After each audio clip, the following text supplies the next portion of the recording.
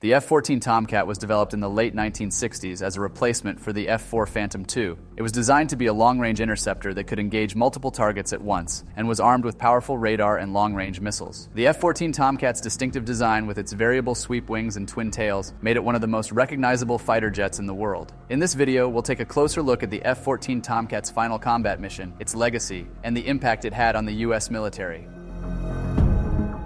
The F-14 Tomcat's final combat mission took place on March 7, 2006, over the Persian Gulf.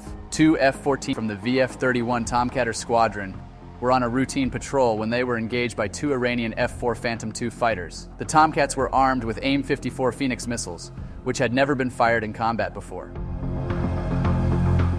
The Tomcats pilots, Lieutenant Ryan Kid Chapman and Lieutenant CM Dr. Dave Bio Baranek, quickly assessed the situation and realized that they were outmatched in terms of speed and maneuverability. They decided to use their long-range missiles to engage the Iranian fighters from a safe distance. The Phoenix missiles were fired, and both Iranian fighters were destroyed.